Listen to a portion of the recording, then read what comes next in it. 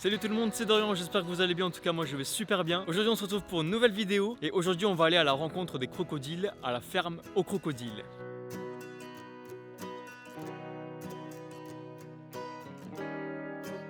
Oh déjà les gars, c'est vachement beau, ça annonce la couleur, petite jungle tropicale, ça va être sympa. Ah, regardez les gars là, on arrive devant crocodiles nains d'Afrique. Ah ça y est, on les voit là-bas, ils sont bien cachés quand même, hein. Leur terrain il est vachement sympa. Regardez vraiment là-bas, ils ont pas mal de petites cavités pour se cacher, et ils ont un petit point d'eau. C'est vachement bien aménagé en vrai. Ah j'ai même pas vu qu'il était, le terrain était ouvert. Alors ensuite on continue, regardez ce que je vois là-bas. Des petites tortues alligators, elle est là juste ici.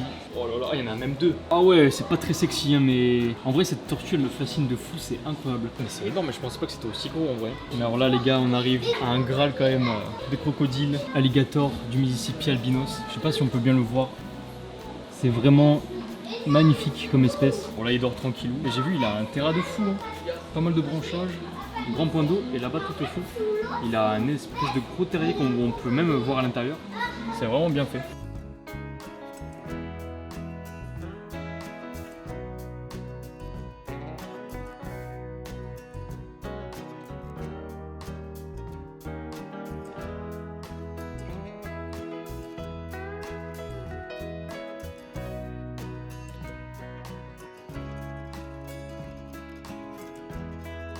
Et les gars, on commence à voir les petits crocodiles. Regardez, ça c'est vraiment le crocodile vedette de la ferme aux crocodiles. C'est les crocodiles du Nil. Là on arrive en haut de la ferme aux crocodiles. Et là je vois quoi? Des petits pitons réticulés. En plus il y en a pas mal, il y a un gros tas de pitons réticulés en haut. Là, une petite tourterelle. Bonjour. Et en gros ils ont pas mal d'étages pour se mettre, c'est vraiment trop beau. Le python réticulé vit dans les forêts tropicales humides d'Asie du Sud-Est. C'est un serpent carnivore qui se nourrit de mammifères comme des cerfs et peut se nourrir de plus petits animaux comme des rongeurs ou des oiseaux. Ce petit lézard est originaire des îles de Yaeyama au Japon. Il a la particularité d'avoir une queue qui peut faire plusieurs fois la taille de son corps. Ce lacertidé est insectivore. Il peut alors se nourrir de grillons ou de blattes. Ensuite on arrive devant le varan malais. Il est vraiment posé. On retrouve le varan malais dans les zones humides dans toute l'Asie méridionale jusqu'au Sri Lanka. C'est un varan carnivore à tendance piscivore qui peut se nourrir de rongeurs, de poissons ou encore de grenouilles.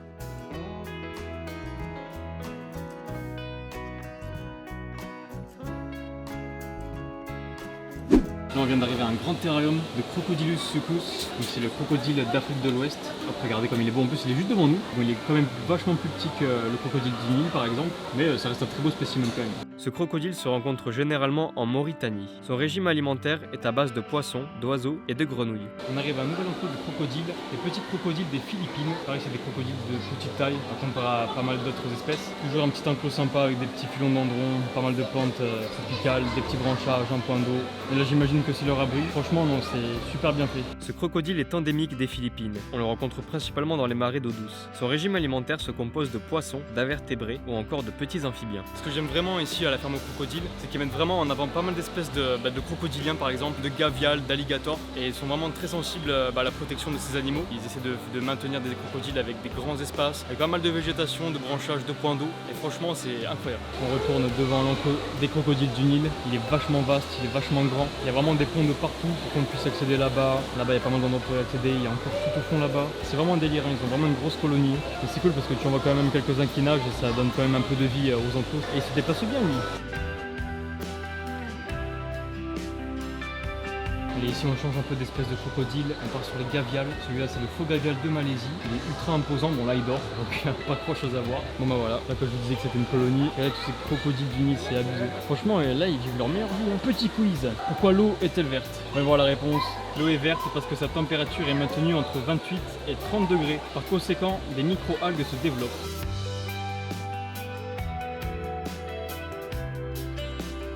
On va encore refaire un petit quiz. Hop, pourquoi garde-t-il la gueule ouverte? Garder la bouche ouverte lorsqu'il fait chaud permet aux crocodiles de se rafraîchir la tête et d'éviter une insolation. Leur corps prend la température de leur environnement. On rencontre ce crocodile en Afrique subsaharienne. On le retrouve dans les eaux douces, comme dans les fleuves ou les rivières. C'est un reptile carnivore qui peut se nourrir de mammifères, de poissons ou encore d'autres reptiles.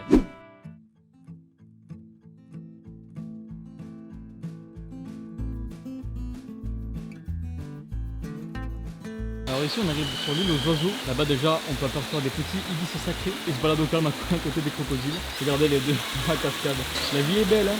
Et là quand on lève la tête on voit par exemple des petits ibis rouges.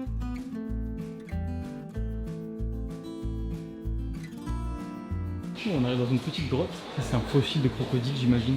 Steneosaurus, crocodile marin. Ah oui d'accord. Pas mal imposant quand même. Après la grotte, on arrive sur directement des petits caïmans nains de Cuvier. Cette espèce, je la trouve incroyable, je la trouve ultra intéressante. On rencontre le caïman nain de Cuvier le long des fleuves en Amérique du Sud. C'est un petit crocodile carnivore à tendance piscivore qui peut se nourrir de petits mammifères, de poissons ou encore de crustacés.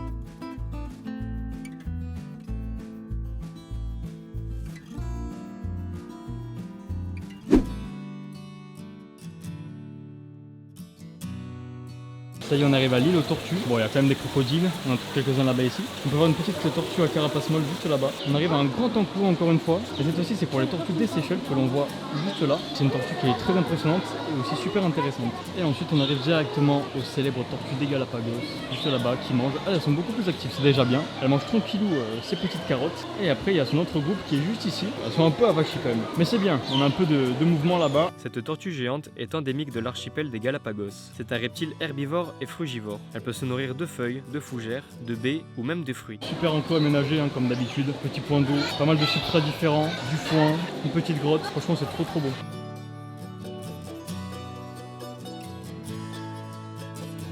Dans cet arbre il y a plein de petits nids de tisserins, c'est des petits oiseaux qui tissent tout simplement des nids, c'est trop joli, il y en a partout. Je me demandais mais en fait on n'a pas vu d'alligator d'Amérique, mais en fait si regardez, il est en bas, hop.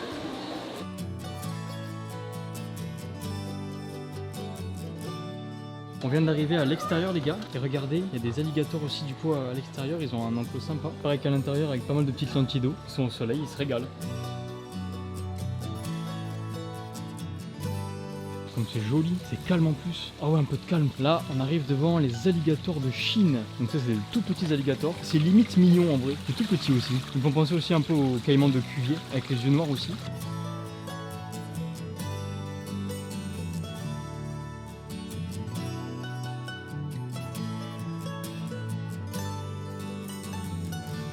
On a marché un peu plus loin et on commence à voir un peu des petites statues de dinosaures. Et là notamment ce magnifique Sarcosuchus imperator qui était l'espèce la plus grande jamais existée de crocodile.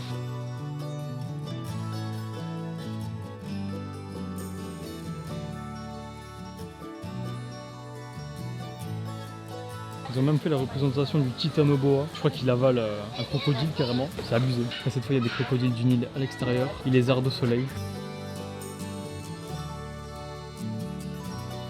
Là, on arrive devant les crocodiles du Mexique. Il y a pas mal de nénuphars, peut-être qu'il doit être là-dedans. Et pour l'instant, j'en vois pas du tout. À côté des crocodiles mexicains, j'avais complètement zappé, mais il y a des petites tortues sillonnées là. Bon, c'est quand même des tortues géantes, quoi. Bah voilà, qui devient un peu plus gros quand même. Mais elles sont ultra intéressantes aussi. La tortue sillonnée est originaire d'Afrique subsaharienne. On la rencontre dans des milieux arides. C'est une tortue qui est principalement herbivore à tendance omnivore. Elle peut se nourrir de végétaux, de fruits ou encore de légumes. Bon bah j'essaie de trouver les crocodiles mexicains, mais il n'y a rien en vue. Voilà, il n'y a que des nénuphars. Dommage, j'avais bien envie de voir cette petite espèce. Bon, il n'y a pas de crocodile mexicain, mais je suis arrivé devant les gavials du Gange. Comparé aux autres gavials, je trouve que c'est les plus beaux, avec leurs yeux verts et tout, je trouve trop joli. On retrouve le gavial du Gange dans les fleuves et les rivières de l'Inde septentrionale. C'est un crocodilien piscivore qui se nourrit de poissons, d'amphibiens ou encore de crustacés. Bon bah ça y est les gars, on se rapproche de la sortie.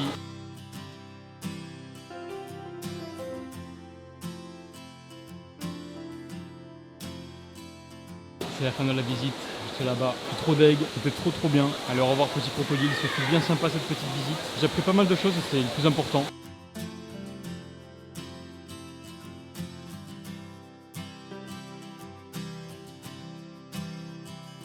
Ça y est les gars, on est sorti de la ferme au crocodile, franchement c'était une putain d'après-midi, j'ai trop kiffé. J'espère que cette petite vidéo vous aura plu. N'oubliez pas d'aller sur mes réseaux sociaux, je poste des petits posts sur mes animaux. N'oubliez pas de liker, de partager, bien évidemment de vous abonner à ma chaîne YouTube, ça me ferait extrêmement plaisir. Sur ce, on se retrouve pour une prochaine vidéo. C'était Dorian, salut tout le monde.